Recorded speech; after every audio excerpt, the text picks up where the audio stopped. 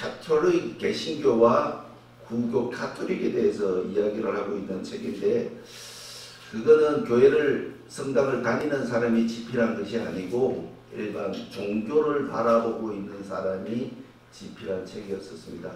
근데 참 내 기억 속에 상당히 남는 얘기가 하나 있는데, 개신교는 은혜, 사랑, 긍휼, 그리고 복을 추구하는 집단에 모인 사람들이다라고 이야기를 하고 있는 거예요.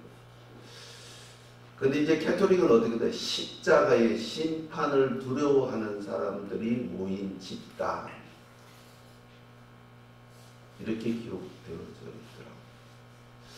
제가 요즘 목회를 하면서 어떤 것이 가장 우리가 이 개신교가 오늘 목사님 기도하신 것처럼 나태해지고 병들어가고 있는 이 개신교의 어떤 획일적인 어떤 부분들이 일어나야만 우리는 하나님에 대한 명령을 지킬 수 있는 존재가 되어질 수 있지 않을까라는 것을 고민을 하고 있습니다.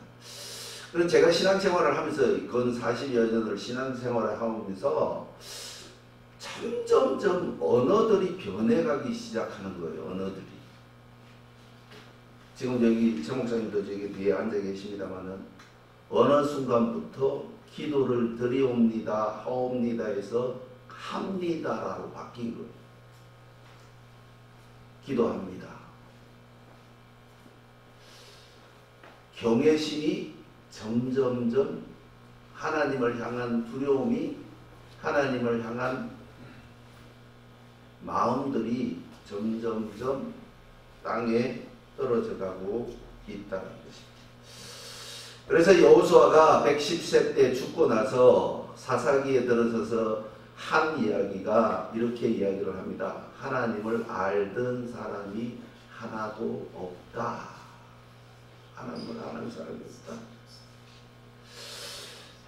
지금 우리들은 우리 후대들에게 하나님의 크신 역사를 나타내고 있느냐라는 것입니다. 많은 이야기들을 합니다. 어떻게 해야만이 우리 개신교가 하나님 보시기에 아름다운 종교가 아름다운 것이 되어질 수 있다. 하나님 보시기에 합당한 것이 되어질 수 있다. 하나님의 의를 행할 수 있다. 하나님 이야기를 합니다. 계속 이야기를 하는데, 결정적으로 오늘 본문 말씀에 말씀하고 있는 것처럼 회개치 않으면 망한다. 회개. 성경이 얘기하는 이 회개라는 단어가 진정 무엇일까? 우리 그리스도인들이 정말 고민해야 되는 단어가 아닌가 생각해 봅니다. 국어사전에 보면 모든 것을 뉘우치고 돌아간다라는 뜻으로 되어져 있습니다. 우리가 모든 것을 뉘우쳐야 되는데 뭘 뉘우칠 것인가? 정말 내가 하나님의 자녀로서 내가 하나님의 자녀다운 삶을 살고 있는가라는 것에 고민을 하고 있느냐라는 것입니다. 어떤 선전을 보니까 네가 개맛을 알아 그러잖아요. 네가 예수를 알아? 응. 네가 예수를 알아? 자, 오늘 1절 13절 1절 말씀에 그때 마침 두 사람이 와서 빌라도가 어떤 갈릴리 사람들의 피를 그들의 제물에 섞은 일로 예수께 아뢰니. 이게 무슨 뜻인가요 이게? 이게 그때 마침 두 사람이 와서 빌라도가 어떤 갈릴리 사람들의 피를 그들의 제물에 섞은 일로 예수께 아뢰니. 뭘 설명하고 있습니까? 우리 목사님 뭘 설명하고 있는 것 같으세요? 네. 그러면서 2절 말씀이 이렇게 이야기를 하고 있습니다. 대답하여 이르시되 너희가 이 갈릴리 사람들이 이같이 해받음으로 다른 모든 갈릴리 사람보다 죄가 더 있는 줄 아느냐. 이 역사적인 배경을 보면 이때 어느 정도 개신교 그러니까 유대교인들이 이 갈릴리 당시에 이때 당시에 초대교회 때 당시에 갈릴리 사람들이 예수님을 가장 열정적으로 따라다녔던 사람인데 그 사람들이 모여서 예배드리는 곳에 빌라도의 부하들이 그 성전을 쳐들어가서 예배드리고 있는 것을 가지고 목을 바로 베어버린 것이 되었었어요. 근데 그게 피가 튀어서 성전 앞에 올려드리는 헌금에 묻었다 그 말이에요. 헌금에. 근데 이 사람이 그 사건을 보고 이제 예수님에게 찾아와서 예수님한테 이렇게 얘기를 합니다. 이렇게 죽었습니다. 그 피가 당시에 죽는다는 것은, 피를 흘린다는 것은, 어떤 병이 들렸다는 것은 하나님의 저주로 인하여 그 사건이 발생됐다라고 생각하던 시대였다라는 것입니다. 그런데 지금은 우리가 어떤 불행이 다가오면 하나님이 역사하셨다라고 생각하시는 분들이 있습니까?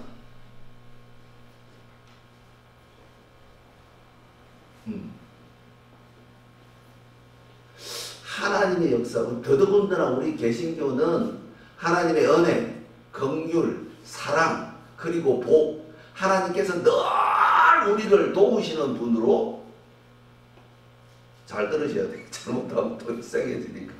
도우신 분으로, 자, 성경에 등장하는 많은 인물들이 있습니다. 하나님은, 우리는 꼭 기도를 합니다. 그죠? 연약한 저를 들어서, 하나님 보시기에는 다 연약하죠. 하나님 보시기에는 다 연약한데, 하나님이 들으셨던 사람은 어떤 사람이었습니까? 부족한 사람? 연약한 사람? 당대에 가장 잘 나가고 가장 돈도 많고 가장 능력이 있던 사람들을 다 들어서신 거예요. 노아도 다윗도 많은 사람들이, 예수님이, 하나님이 그러셨잖아. 보기에 합당한 자였다. 그리고 또 성경은 뭐라고 얘기를 하는가 하면 당대의 가장 큰 의인이었다. 잘 나가야지 하나님이 들어서시는 준비 되시기 바라겠습니다. 연약한 자를 들어서시지를 않는다니까.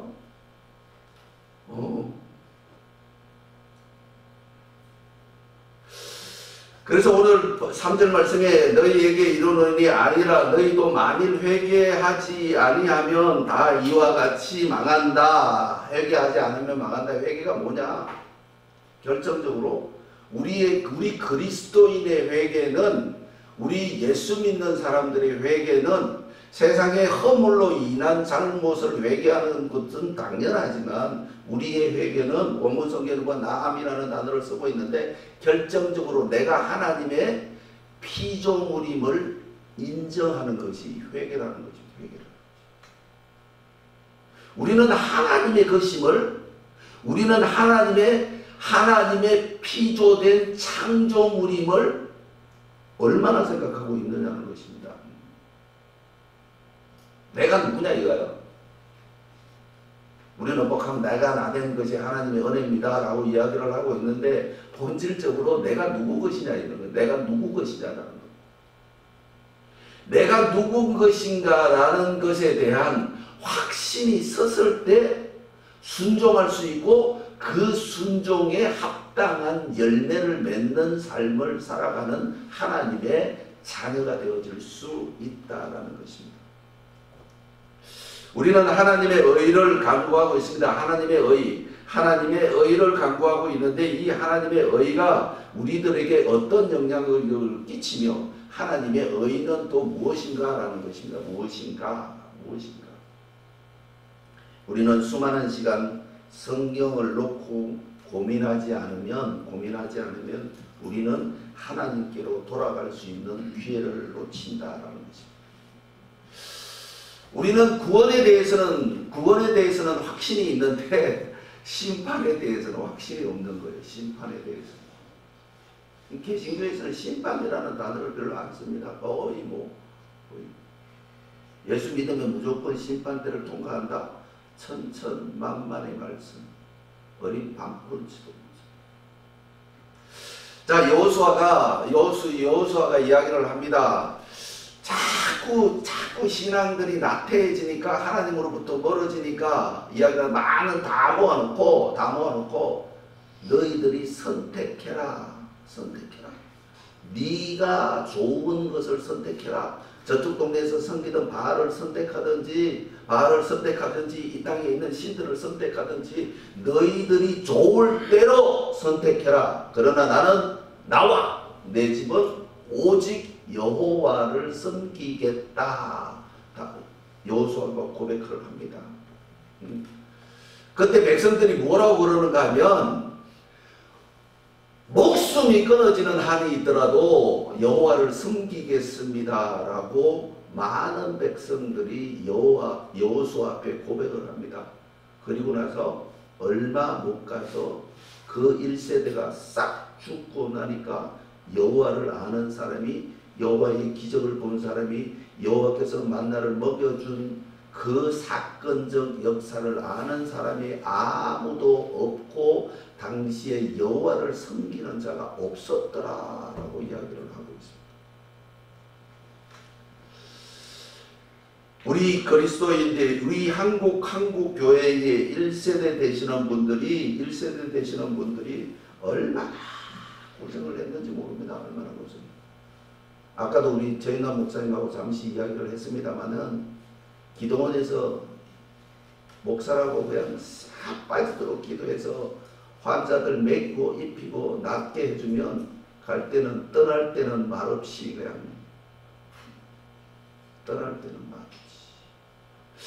우리는 하나님의 은혜를 받은 사람으로서 그에 상응하는 보답을 해드려야 됨을 믿으시기 바라겠습니다. 하나님에게 보답하기 위하여 애쓰는 삶이 그리스도인의 삶을 살아가는 일기준점이 되어지는 줄 믿으셔야 된다는 거죠. 하나님에게 감사하지 않는 사람은 회개하지 않는 사람이고, 회개하지 않는 사람은 순종할 수가 없고, 순종하지 아니하는 사람으로서는 구원의 그 반열에서 벗어날 수밖에 없다는 것입니다. 이 순종과 불순종의 차이가 별거 아닌 것 같아요. 그죠? 순종과 불순종이 지금 하나님의 말씀을 들어도 그런 것 같고, 하나님의 말씀을 안 들어도 그런 것 같고, 순종과 불순종의 차이가 별거 아닌 것 같습니다. 그러나 결과는 엄청나다는 거죠. 그 결과는 엄청나다는 거죠. 그 결과는 누가 감당해야 되는가? 나라는 것입니다. 누구에게도 전가시킬 수 없고, 누구에게도 변명할 수 없고, 누구에게도 떠넘길 수 없는 내가 책임져야 할 결과라는 것입니다. 오늘 7절 말씀에 보면 이렇게 말씀하고 있습니다. 포도원 지기에게 이르되 내가 3년을 와서 이 무화과 나무에서 열매를 구하되 얻지 못하니 찍어 버리라. 어찌 땅만 버리게 하겠느냐. 대답하여 이르되 주인이여 금년에도 그대로 두소서. 내가 두루 파고 거름을 줄이니 이후에 만일 열매가 열면 좋거니와 그렇지 않으면 찍어 버리소서 하였다 하시니라. 찍힌 바 되어지는 성도가 되어서는 아니 된다. 순종과 불순종의 차이가 그대로 있느냐, 찍힘을 당하느냐의 결과라는 것입니다. 이 결과에서 우리는 오늘 우리 조 목사님 기도하신 것처럼 우리 후대들에게 어떤 영향력을 끼칠 수 있는 그리스도인이 되어질 것인가 계획하고 설계하지 아니하면 여호수아가 죽은 이후에 그 이스라엘 백성들이 전능하신 하나님을 잊어버렸던 거죠. 이제는 가정의 어머니로서, 가정의 아버지로서, 목회자로서 우리가 어떤 계획을 세우고 어떤 것들을 향하여 나아갈지 결단하지 아니하면 우리 한국교회는 아무것도 바뀌어지지 않는다는 것입니다. 아무것도 바뀌어지지 않는다. 말씀에서 이것이 옳고 이것이 그러다라고 수없이 얘기한들 우리가 결단되어지지 아니하면 제가 요즘 우리 아이들한테 아주 기분 좋은 소리를 듣고 있습니다. 아버지를 보니까 하나님이 살아계신 것 같아요. 아버지를 보니까. 왜? 그 성질 더럽던 성질이 바뀐다고 하나님이 확실히 살아계시는 것 같다. 우리 집사람 역시도 당신을 보니까 하나님이 계신 것 같아. 왜? 그 지랄 같은 성격이 바뀐다. 근데 그 소리가 얼마나 기분 좋은지 모릅니다. 얼마나. 어떨 때는 제가 제 엉덩이를 톡톡 두드립니다. 기특하다. 잘한다고 이렇게 저 성질이 절대로 안 바뀔 줄 알았거든요. 제가 며칠 전에 새벽에 책을 보다가 얼마나 아프셨을까 찬송이 딱 나오는 거예요. 그 찬송을 틀어놓고 책을 보고 있는데 얼마나 아프셨을까 그걸 그러고 있는데 정말 얼마나 아프셨을까 궁금해지는 거예요. 근데 얼마나 참을 수 있을까라고 제가 제 손가락을 깨물었어요. 얼마나 참을 수 있을까? 피가 팍 터져버렸어요. 이 정도보다는 더 하셨겠지. 그런데 신기하게요. 정말 신기하게 피가 팍 터져갖고 거의 한 2cm 정도가 빡 찢어졌는데 이틀 지나니까 봉해져 버렸어요. 몸은 시커멓게 들어가 있는데 그 상처가 이틀 만에 싹 정말 신기해요. 기이한 일들이 하나님께 가까이 나아감으로 말미암아 경험하고 체험되어지는 줄 믿으시기를 주님의 이름으로 축복을 드리겠습니다. 신기한 것이에요. 신기한. 이스라엘 백성들의 1세대들이 나라의 선물도 단물을 만들어내시고 여리고성이 무너지는 것을 보았고 이 수많은 사건들을 보았던 그 사람들이 이스라엘 백성들이 그 수많은 음성을 내면서 여호와를 섬기겠다고 작정했던 그 시대가 그 후대들에게 무엇을 남겨주기 위하여 전혀 계획되어지지 않았다. 요즘 집에서 보면 가정예배를 참 많이 드립니다. 그죠? 가정예배를 드리고 있는데 자녀들을 위하여 믿음의 계획을 세우지 아니하면 제가 이제 처음에는 괜찮다니까 뭐 중학교 고등학교 때까지는 괜찮아. 얘네들이 시집 가고 장가 가면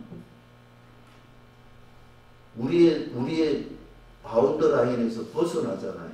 벗어나면 그들이 스스로 지켜나갈 신앙의 힘을 키워주지 않으면 그 다음 세대는 하나님을 모르는 세대가 되어진다.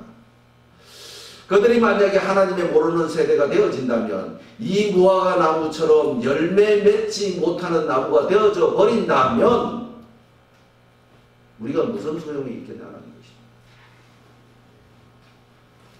우리는 가정에서부터 하나하나씩 십자가의 고난의 은혜에 감사하기보다는 심판에 두려워하는 우리가 되어짐으로 말미암아 우리 후대들에게 그 심판의 결과가 얼마나 큰 것인가를 반드시 깨닫게 해주지 아니하면 그들은 심판에서 통과하지 못하는 연약한 그리스도인이 되어질 수밖에 없다는 것입니다. 우리는 반드시 우리 후대들에게 열매 맺는 무화과 나무가 되어서 하나님이 기뻐하는 존재로 거듭날 수 있게끔 만들어 주지 아니하면, 내가 그들에게 신앙의 모본을 보여주지 아니하면, 한국 교회가 그렇잖아요. 목사님 아들들이 예배당을 제일 먼저 떠나는 거예요. 목사님 아들들.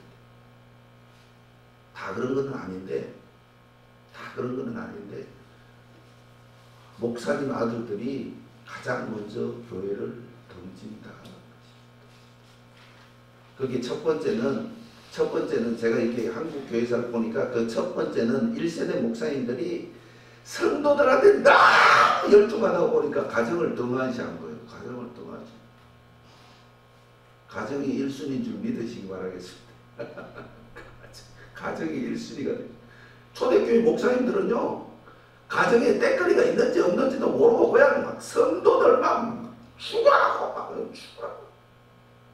그러니까 우리 아버지는 남의 아버지가 돼버린 거예요. 우리 아버지가 아니고. 2세대 그 목사님들은 그냥 폼만 잡은 거예요. 다 그런 건 아니고, 하여튼 책에 보니까 그렇다. 너무 이렇게 그냥 성김만 받거든. 1세대 목사님들은 성김도 못 받았어요. 그냥 뭐 댓글도 없었으니까 하여튼 막 고생만 죽으라고 한 거예요. 그러니까 그때는 찬송가도 느린 거예요. 4분의 4박자가 4분의 8박자. 내 주 힘이 없으니까 막 저창 그러니까 이제 3세대 목사들은 기도를 드리옵니다 해서 기도를 합니다라고 바뀌어버린 거예요. 왜 이렇게 되었을까? 심히 고민하지 아니하면, 오늘 1절 말씀에 그때 마침 두어 사람이 와서 빌라도가 어떤 갈릴리 사람들의 피를 그들의 제물에 섞인 일로 예수께 아뢰니, 여기처럼 우리가 예수님한테 무엇을 질문하고 무엇을 들어야 될 것인지를 반드시 과제 속에서 찾아내어야 된다는 거죠. 내가 예수님에게 무엇을 질문하며 예수님에게 어떤 대답을 들을 것인가, 이것이 결단되어지고 결정되어지지 아니하면 어제나 오늘이나 이스라엘 백성들이 하나님의 말씀에 불순종함으로 말미암아 광야 40년을 뺑뺑 돌았던 것처럼 우리 한국교회도 그 광야를 돌 수밖에 없다는 것입니다. 과감하게 결단하고 주님의 말씀에 순종하는 자가 되어서 하나님으로부터 잘했다 칭찬받는 귀한 교회와 사역자들이 되어질 수 있기를 주님의 이름으로 축복합니다.